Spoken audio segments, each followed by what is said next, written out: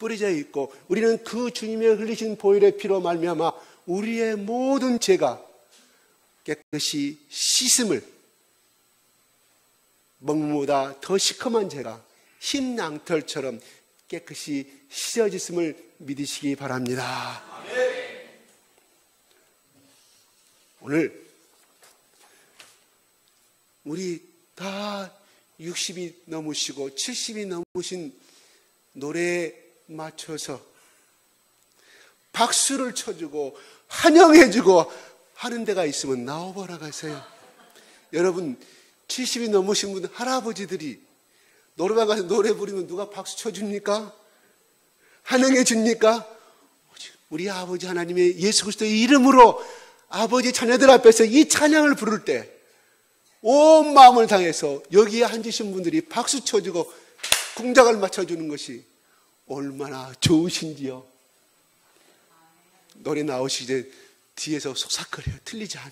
이런 식으로. 이거 연습하시면서 얼마나 여러분 마음이 기뻤을 것이고 혼자서 집에서도 연습하셨을 것이고 오늘 여러분 노래 부를 때 듣는 자나 찬송하는 자들이 얼마나 많은 큰 은혜가 우리 속에 도파민과 옥시토신과 뭐 기타 여러 가지 잘 모르겠습니다. 많은 엔돌핀이 그래서 젊어질 수밖에 없어요. 예수 믿는 사람들은 제 나이 또래 제 동창들 가면 다 폭삭 늙었어요. 나를 제일 어리게 봐요. 왜 이렇게 젊냐 그러면 저는 그래요. 내가 속 없이 살아서 그런다고.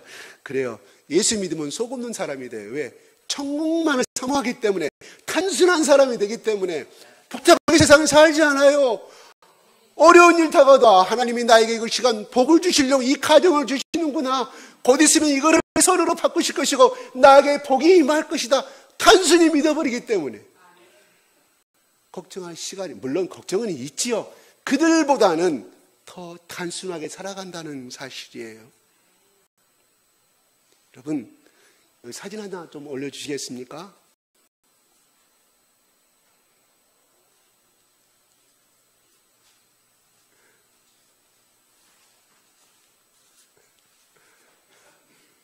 예, 참 멋있네요. 그렇죠? 여기 어디 같아요? 여기는 분명히 뒤에가 교회입니다. 성당. 여기 외국인들이 많다 보니까 오늘 유럽 같죠? 우리 여러분들 신화 매스컴을 통해서 여러분들 세계사 시간에 또한 국어 시간에 시를 통하여서 유명한 르누아르라든가 고라든가 피카소가 그림을 그렸던 여취에 뒤에 가면 이 골목들이 다 그림을 그 당시에 유명한 피카소도 이름 없던 시절에 저 뒤에 골목 냄새나는 저 뒤에 가면요 여기는 화려하지만 저 뒤에 가면 연객들이 쌓아놓은 찌르내가 엄청 크시더라고요. 가난한 문명의 하나들이 지금도 그림을 그리고 있는 곳이에요. 저 언덕이 프랑스는 다 편지랑 하는데요. 몽마르트 언덕이에요. 몽마르트. 그 유명한 몽마르트. 많은 소설가들이 또한 적가학을 지은 스탕다리 여기를 배경으로 해서 또 자기 여기서 부근에서 수식을 하면서 했던 곳이에요. 자주 거들었던 곳이에요.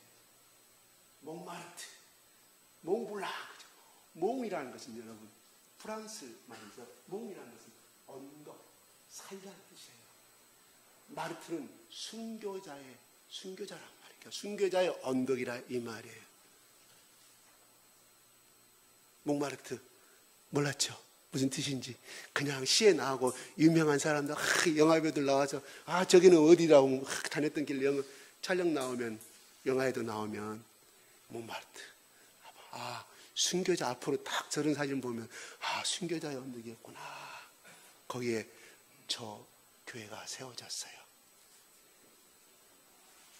왜 순교자의 언덕이라고 그러냐면 저기에 올라 저 높이가 이 언덕의 높이가 약 130m 된다고 그래요. 저기 올라가면 프랑스 파리의 시내가 다 보이는 곳이에요. 저는 안 가봐서 모릅니다. 근데 서기 258년 우리가 콘스탄티누스 황제가 기독교를 공인한 연도가 얼마예요? 313년도죠. 그 전에 60년 전에 258년에 프랑스의 황제가 기독교인들을 처형했던 곳이 저기예요.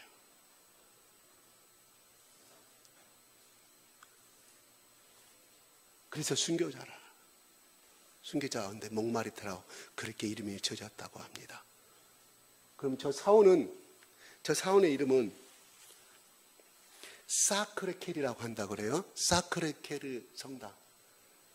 이것은 어떻게 지어졌냐면 보불 전쟁 때 1870년도에 보불 전쟁이 일어나요.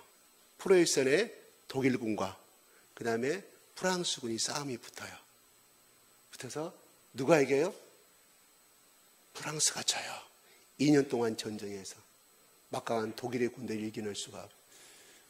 그래서 프랑스가 점령을 당하고, 점령을 당한 대신에 독일군이 프로이센 제국의 독일군이 철수하는 조건으로 50억 프랑을 요구를 합니다. 프랑스가 굴복을 해서 50억 프랑을, 오늘날 한국 돈 얼마인지 모르겠습니다. 엄청난 돈이에요. 배상을 해줘요. 너희들 때문에 우리가 전쟁에 손해를 많이 입었다. 승전국가에서 달라고 줘야 될 거 아니에요. 그래서 전쟁이 패한 다음에 프랑스의 국민과 왕들이 이렇게 판단합니다. 우리가 저 독일 군들한테 진 이유가 하나님 앞에 우리 프랑스 국민들이 영적 타락과 도덕적인 타락을 인하여서 하나님이 우리에게 심판하셨다고 그렇게 받아들여요. 얼마나 그 당시에 프랑스 국왕과 프랑스 국민들이 그렇게 훌륭한 사람들인가요? 받아들여서 우리가 다시는 더 영적인 하나님 앞에 기도의 단을 쌓고 이 무너진 도덕적인 것을 하나님을 향하여서 더욱더 충성을 다하자는 의미로서 성당을 짓기 시작합니다. 40년 동안 성당이 지어진 거예요. 우리나라 같으면 저거 2년 만에 짓죠. 3년 만에. 프랑스는 또 한참, 또 침착하니 하나하나 40년 동안 하나님께 기도하는 말로 온 국민이 성금하여서 지은 것이 저 사크레켈이라고 합니다. 성당. 여러분 나중에 돈 벌어서 꼭 저기 가보세요. 프랑스 여행도 가시고 영국도 가시고 터키에 사도 바울이 다녔던 선교지 반빌리아, 기타 빌립보 다 한번 가보십시오. 성지순례 꼭 가십시오. 그래서 어떤 분들은 전 경주에 있을 때 매달 성지순례 한꺼번에 가려면 힘들잖아요. 매달 적금 들었어요.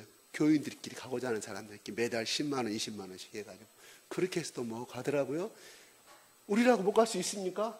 생각이 있으신 분들 그렇게 해서 적금 들어서 그렇게 하십시오. 꼭 한번 가보시기 바랍니다. 그래서 순교를 당했기 때문에 목마르다라고 이야기를 해요. 그들이 왜 예수 그리스도를 부인하면 살려주겠다고 하는 그 국왕 앞에서도, 칼 앞에서도 죽음을 두려워하지 않냐고 많은 사람들이 저기서 그냥 죽이는 것이 아닌 창 찔러는 순간 죽으면 끝나잖아요. 그 참송이라고 하잖아요. 오늘 이슬람 서방 기자를 잡아가지고 참송하잖아요. 신문에 사진에 안 나오잖아요. 흐릿하게 나와요. 여기를 잘라버리니까. 그래서 저기 서울에 어디에요? 절두산이 바로 그걸 아니겠습니까? 칼로. 그들은 보았기 때문에. 그 당시에 서기 258년에 무슨 서기 30년에, 서기 33년에 예수님이 숨겼다 가정하실 때 보지는 않았잖아요. 성령의 체험을 통해서 성령께서 가르쳐 주시고 또한 그들이 신앙생활을 통해서 경험했기 때문에 또한 영적으로 보았기 때문에 그들은 죽음 앞에서 그들은 찬란하게 하늘의 보좌를 사모하면서 죽어갔다는 거예요. 제가 저번에 말씀드렸던 건 증인은 본 사람이에요. 그 자리에서 경험한 사람만이 증인의 의미가 있다는 것이죠. 그래서 그 오늘의 순교자 의미가 들었다고 제가 여러분에게 말씀을 드렸다는. 그들은 하나님 앞에서 예수 그리스도가 할로 승천하셨던 것을 보았고 보지는 않았지만 성경에 쓰여진 것을 믿었고 왜? 성령께서 저들 마음 가운데 그를 믿도록 도와주셨기 때문에 그가 가지고 있는 감정과 지정의를 통하여서 하나님의 성령이 역사하시는 말미암아 그들은 믿었고 그 복음을 증거하다가 저 언덕에서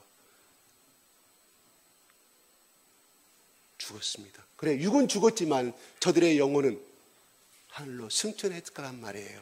그게 오늘 나온 것처럼 11절에 9절에 이 말씀을 마치시고 그들이 보는데 올려져 가시니 구름이 그를 가리어 보이지 않게 하더라는 말씀. 구름을 상징하는 것이 이건 뭐냐면 하나님의 임재와 하나님의 영광을 상징하는 거예요. 그래서 이스라엘 백성들이 모세를 중심으로 해서 출애굽하고 낮에는 하나님이 구름 기둥으로 밤에는 불 기둥으로 하나님의 임재를 상징하는 것이었다 이 말이에요. 하나님의 영광을 상징하는 것이었다 이 말이에요.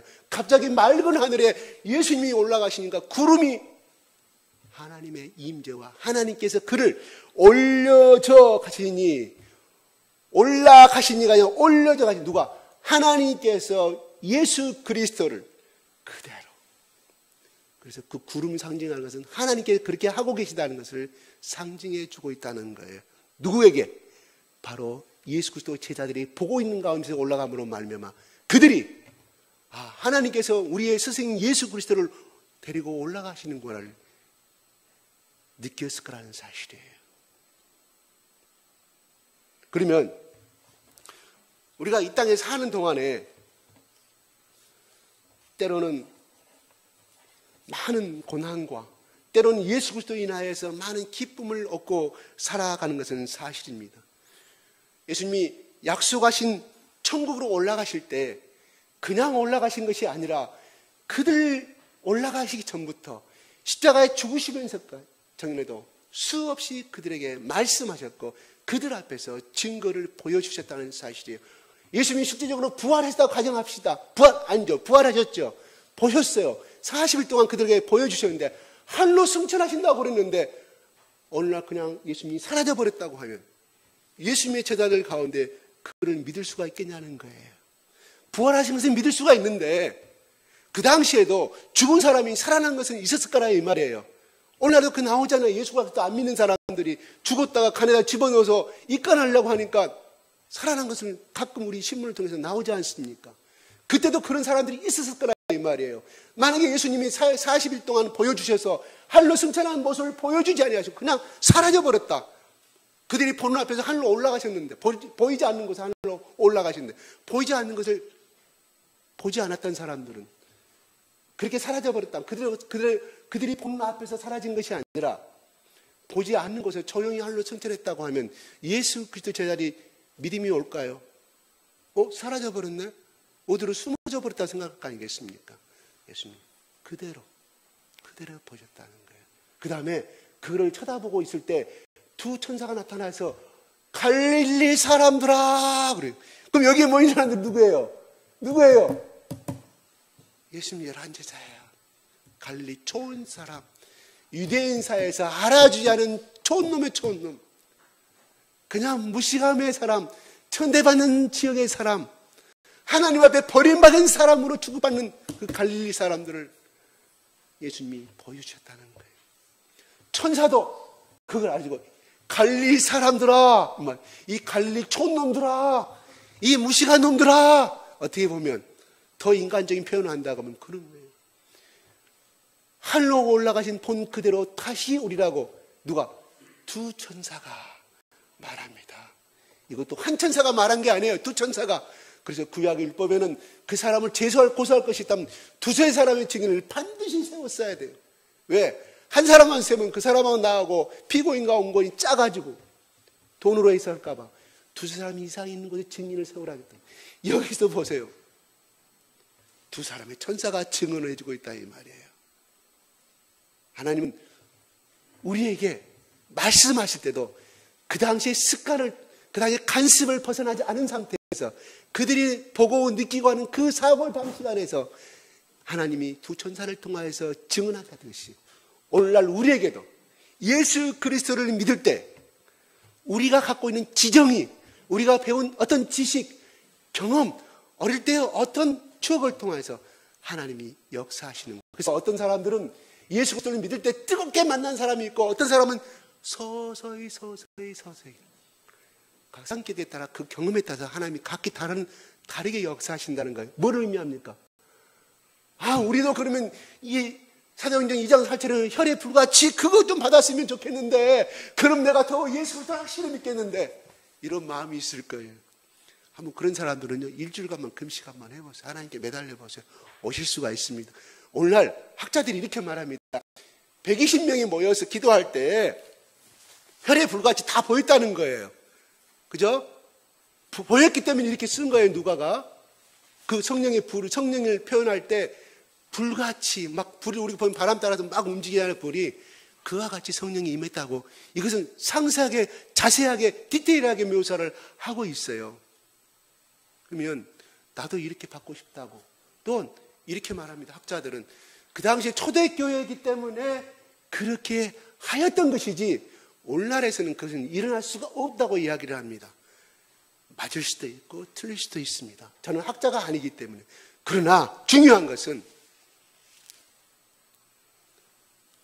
오늘날 이슬람 국가에 인도라든가 인도네시아에 선교사로 파송되신 분들의 증언입니다. 원주민을 놓고 기도하는데 자기도 그런 성령 체험을 하셨던 분이 아니에요. 진짜 자기 눈에 그것이 보이는 거예요. 그래서 거기서 기도하는 그 인도와 그 현지 사람들에게 성령이 그렇게 임하더라는 것을 보았다는 거예요. 자기도 그렇게 체험을 했고 그렇게 받았고. 뭔 말이에요? 예수 그리스도의 역사는 초대교회의 역사뿐만 아니라 오늘날에도 똑같이 진행 중이라는 사실이에요. 예수님이 내가 처소를 예비하러 가노라. 내가 올라가면 보혜사 성령을 너희 가운데 보내신다고 말씀하셨는데 그것은 너희들만의 가운데 끝나는 것이 아니라 세세토록 누가? 예수님이 이 땅에 다시금 재림하실 때까지 임하는 역사인 거예요. 그 보혜사 성령이 너희에게만 임할 것이라고 예수님이 그렇게 말씀하신 대목이 어디가 있어요? 없습니다. 뭔 말이에요? 오늘날에도 그렇게 체험하는 사람도 있다니까요. 그러나 예수님이 제가 전번에 말씀드린 요한복음 1장 32절에 성령이 비둘기같이 예수님의 머리에 임하시더라. 그렇게 고요히 임하는 사람이 있다는 거예요. 그래서 제가 임신을 표현했잖아요. 그렇죠? 임신한 날짜 여러분 아세요? 모르잖아요. 그러나 이 뜻을 통하여서 내가 이 뜻을 임신했다는 것을 알게 되고 두 번째 뭐가 변합니까?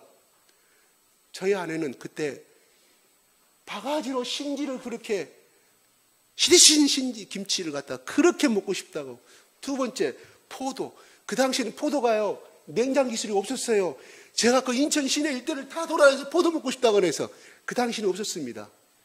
그렇죠, 맞죠? 냉장 기술이 없었기 때문에 그거 항상 제 마음속에 있어요. 그래서 여름철이면 제가 다른 것은 못하고 포도는 사줘요. 그렇습니다. 그건 뭐예요? 입덧이 속에 들어있는 그 아기가 원하는 것인지 이 자체에 어떤 신체적인 조건의 요구가 영양분이 필요하기 때문에. 그러나 중요한 것은 그 아기 속에 필요한 것이기 때문에 그걸 요구하는 거 아니겠습니까? 그래서 생전 먹고 싶지 않았던 것들을 막 당긴다는 이 말이에요. 그 말은 무엇을 의미하느냐? 여러분 속에 성령이 임하시면은 예전에는 불평불만 세상 사는 거 내가 힘들었는데 내 입술이 달라진다 이 말이에요. 내가 예수님을 아버지라고 나의 구세주를 고백하지 않았는데 내가 남들 앞에서 고백하는 증거를 하게 된다는 거예요. 뭐예요?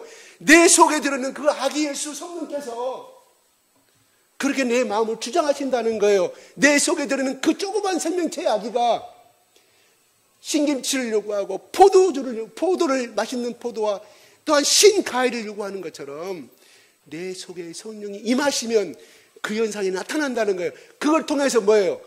내가 성령을 받았구나 하는 것을 알게 된다는 사실이에요. 믿습니까?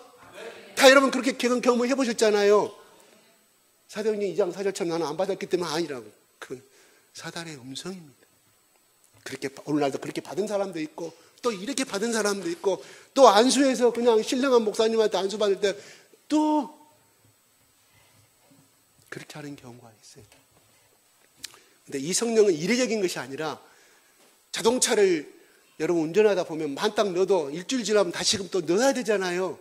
제가 예전에 강신대 강의 받으러 가는데 너무 급해가지고 휘발유가 있는지 모르고 중간에 휘발유가 바닥에 나가 시동 꺼져버렸어요. 어떻게 주유소에 전화가지고 배달시켜가지고 제가 수업에 늦게 참석한 적이 있습니다만 마찬가지입니다. 우리는 끊임없이 성령을 한 번 받은 걸로 끝난 것이 아니라 물론 성령의 인치심 받은 사람이 이미 하나님의 뭐예요? 이름이 그 사람이 이미 하늘의 생명책에 하늘의 언어로 기록이 되어 있어요. 백음자 한글이 아니라 하늘의 언어 하나님이 쓰시는 언어로 기록이 되어 있단 말이에요. 제 권능 한글이 아니라 하나님의 언어로 기록이 되어 있어요. 그래서 어떤 사람들이 떼어나서 이런 이야기를 하더라고요. 입신했다 갔다 온 사람들이. 거들 많고 올라가다 보니까 거기에 천사가 지키고 있는데 이렇게 들어가려고 보니까 그분의 간증입니다. 너는 이름이 뭐냐 그러니까 천사가 딱 생명책을 보고 이름이 있어. 들어가. 천국문을 열어주더라는 거예요. 열어주더라는 거예요.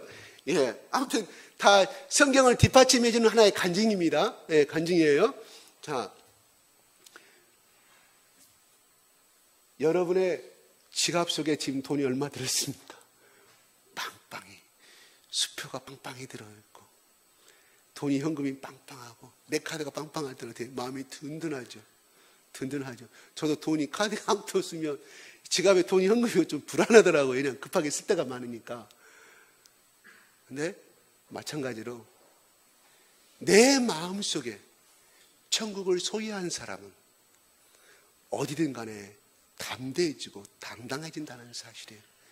내 지갑에 돈이 조금밖에 있으면 남의 친척 가더라도 가서 선물을 못 샀으면 그 조카들한테 현금이라도 줘야 될 거 아니에요. 가려고 보니 돈이 없어. 못 갈 때가 이런 많이 있잖아요. 우리의 마음속에 성령이 충만히 있고 예수 그리스도의 사랑과 천국의 소망이 당당히 있다고 하면 상대 앞에, 세상이 잘 나가는 상대 앞에 우리는 담대해질 수가 있다는 사실이에요. 왜요? 천국이 나를 점령하고 있기 때문에 그렇다는 거예요. 내가 천국에 대한 소망이 강하면 강할수록 그 사람 속에는 예수 그리스도의 사랑이 가득히 담아있다는 사실이에요. 어느 날 아내가 멋지게 머리도 딱 걷어주고 아내는 파마도 하고 옷도 멋있게 하고 기구로도 차고 입술도 탁 누지 칠해가지고 왔는데 나의 남편이 뭐라 기대감 속에 탁 퇴근한 남자가 아무 말도 안 해요. 여보 나 변한 게 없어? 응? 말해봐. 응? 뭐? 여러분 마음가짐 얼마나 자들이 말 듣다 괘씸하기도 하고 그렇잖아요. 그 뭐예요? 남편이 그만큼 사랑이 없다는 거예요. 사랑한다는 건 관심을 가진다는 사실이에요. 사랑한다는 건 그 사람이 내 마음속에 가득 차 있다는 거예요. 내가 천국을 소망하는 마음이 가득 차 있다는 것은 그 사람이 예수님의 사랑이 가득 차 있다고 이렇게 정리해 볼 수가 있다는 것입니다. 나는 겨울에도 춥고 겨울에 지나려면 돈도 없고 내가 이 앞으로 살아갈 날이 막막한데 빨리 천국 가고 싶다고 하는 그것도 좋은 것이지만 그런 도피성 천국이에요. 도피성 천국. 아시겠어요? 도피성 천국. 또 어떤 사람 나는 성교 가고 싶다.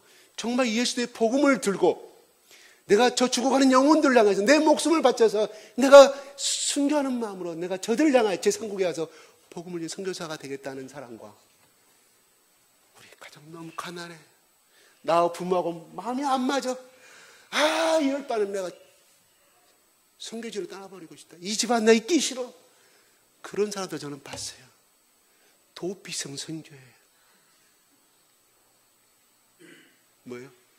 내 안에 금은보화가 내가 먹을 것이 충만하다 할지라도 그것보다 더 천국을 소망하고 예수님을 사랑한다고 하면 여기에 미련을 두지 아니한다는 것을 의미한다고 볼 수 있다는 거예요.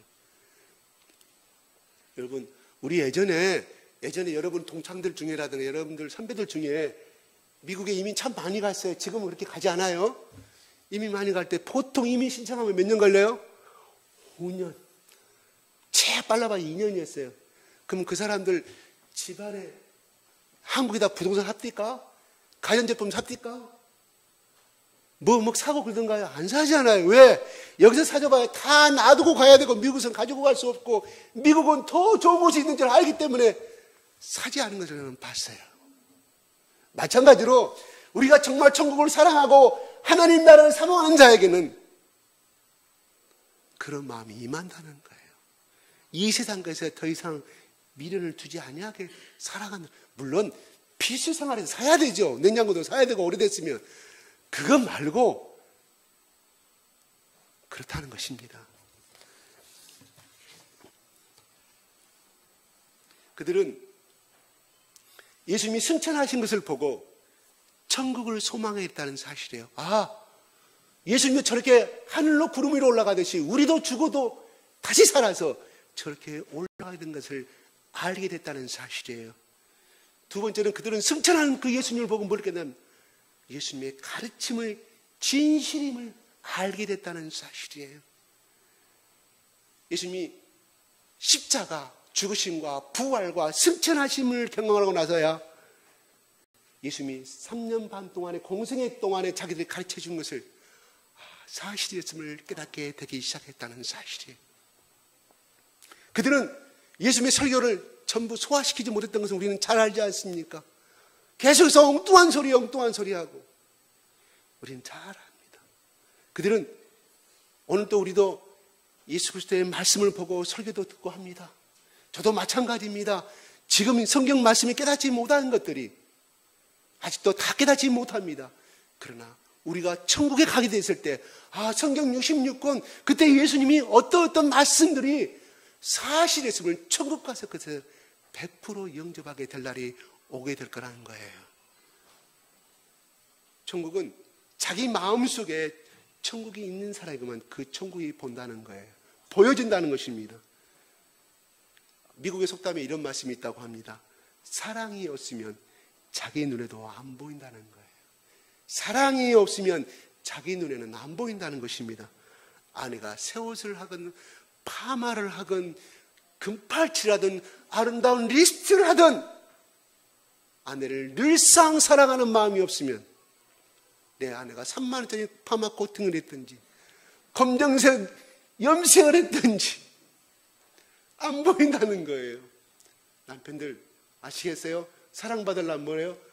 딱 퇴근하자마자 아무리 피곤해도 옷차림과 머리끝부터 발끝까지 보세요. 귀걸이가 찼는지 립스틱 찼는지 오늘 립스틱 참 어울린다 그러고 앵두 같은 입술이라고 말씀하고 당신 염색 검정색을 너무 젊게 보인다고 말씀하세요.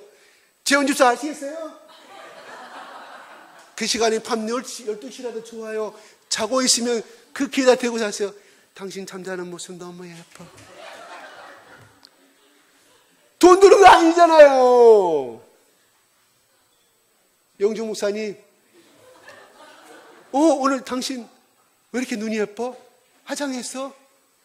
설령 안 했다 할지라도 그렇게 말씀하세요.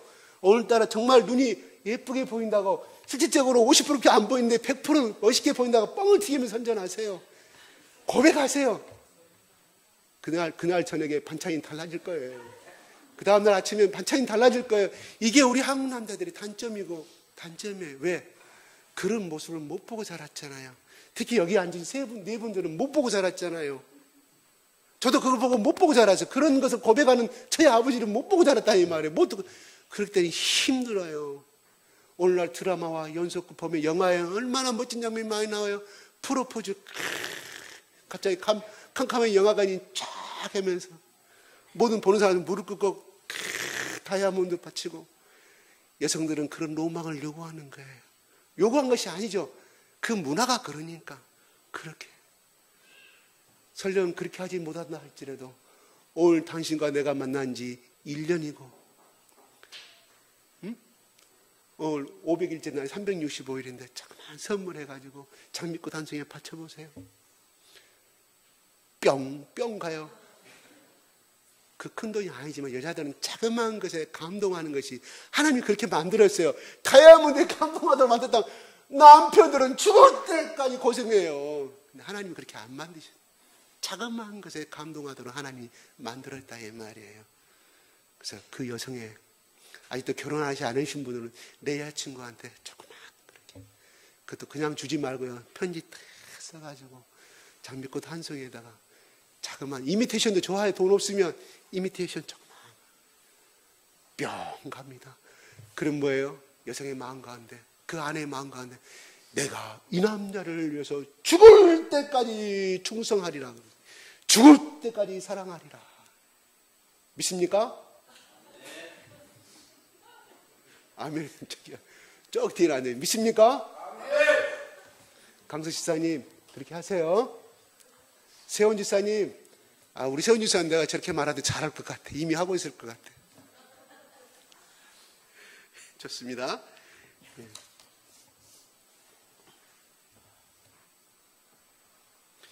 천국에 대한 사모함과 예수님, 천국에 계신 예수님에 대한 사모함은 거기서 거기에요. 그렇죠? 이 세상의 돈을 사모하고 이 세상의 성공을 사모한 사람에게는 천국이 안 보일 수밖에 없어요. 그것이 앞서 있기 때문에. 그래서 사랑이 없으면 안 보인단 말이에요. 그 말이에요. 예수님에 대한 사랑이 없으면 천국이 사모하는 마음이 없다. 아, 나 예수님 사랑하는데요.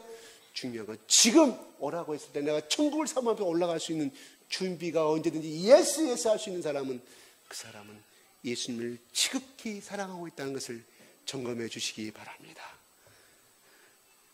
예수님이 승천하신 그 모습을 본 제자들은 어떤 마음이 생겼을까요? 바로 천국의 예수님을 사모하게 됐다는 거예요. 뭐예요? 천국에 계신 예수님을 사모하게 됐다는 거예요.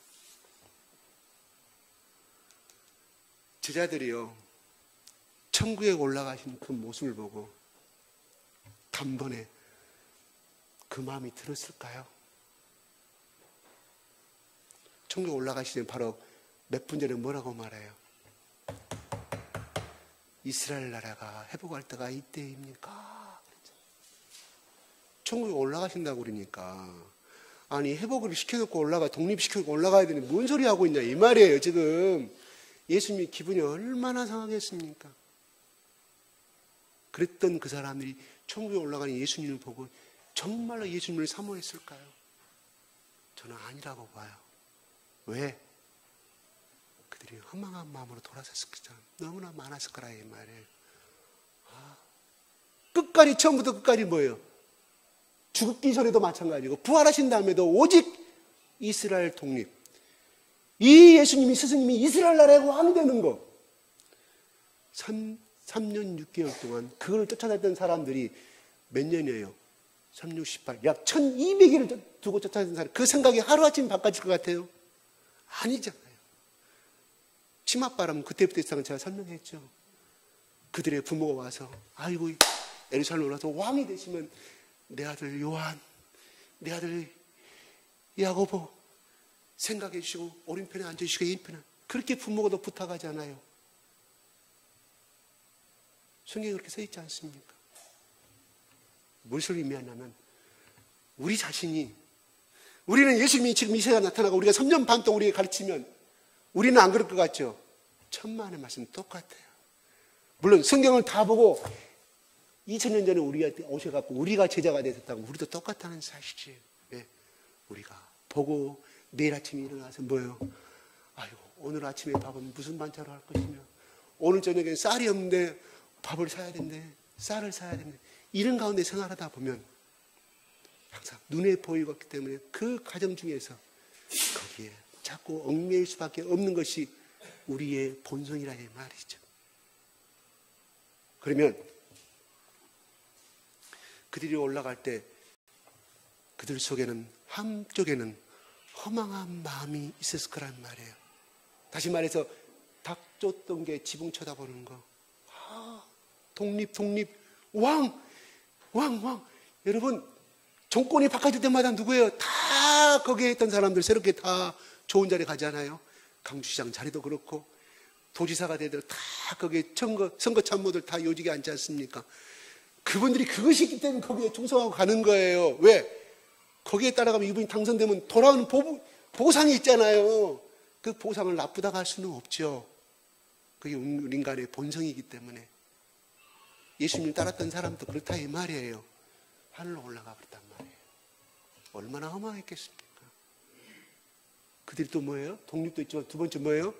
성공하고 싶은 욕구가 이었겠습니까? 남자들이 다 그 사람들이 먹고 살기 위해서 어부지되고 그렇게 보다 더 잘 살고 싶고, 이 관리, 이 어부에서 언제나 벗어날 것인가? 내 아들, 딸들도 저 예루살렘에 있는 그 유명한 가발리의 문화에 보내고 싶고 성공시키고 싶고, 그의 엘리트층에 내가 편입시키고 있는 그 부모의 마음이었는데 예수님이 올라가고 얼마나 허망했겠다. 봐요. 하늘로 계속 쳐다보고 그들이 사모하는 마음을 쳐다봤을까요? 멍 때리고 있었어요. 멍 때리고. 그러니까 뭐라고 해요? 제 말이 아니라 그냥 나오는 제가 유추하는 거예요.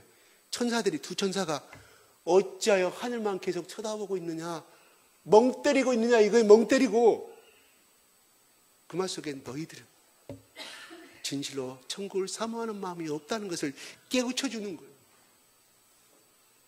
올려진 이 예수는 본 그대로 다시 오리라. 올라가 버리니까 그들이 소망이 끊어졌잖아요. 그러니까 다시 오리라는 것을 예수님도 말씀하셨지만 두 천사의 증인이 그들의 마음을 아시고 그렇게 말씀하고 있다는 거예요. 천사가 괜히 그 말을 했겠어요? 다시 오는 예수님을 생각하지 못하고 있기 때문에 3년 반 동안 고생한 손의 의식, 나에게 돌아온 곳 없어. 나는 목숨 걸고 따라왔는데 이게 뭐지? 예수 믿어 원망도 있었을 거 아니겠습니까? 그래서 그대로 본 그대로 다시 오리라고 두 천사가 말씀해 주고 있습니다.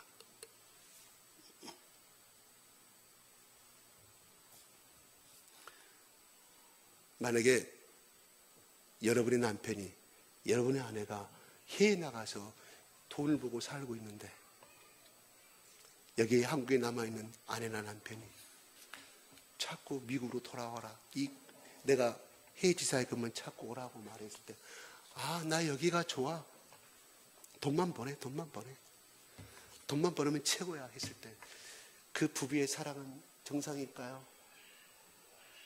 뭔가가 문제가 있는 사람이에요. 아내를, 해외 나가는 아내를 사랑한다 그러고 해외 나가는 남편을 사랑한다 하면 들어오라고 하면 가야 되죠. 사랑한다는 것은 왜 여러분 결혼하세요?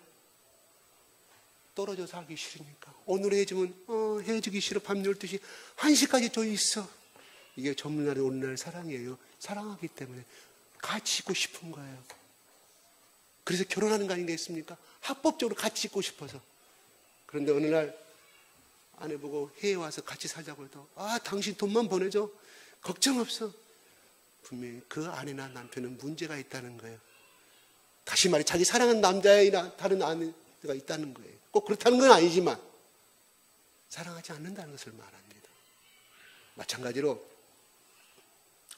우리가 예수님을 사랑한다고 하면 천국만을 사모하고 사랑하는 마음에 준비가 되어 있어야만이 우리는 예수님이 언제든 나를 부를 때 순식간에 도적같이 재림하실 때 우리는 예수님의 부르심에 응답할 수가 있다는 것입니다.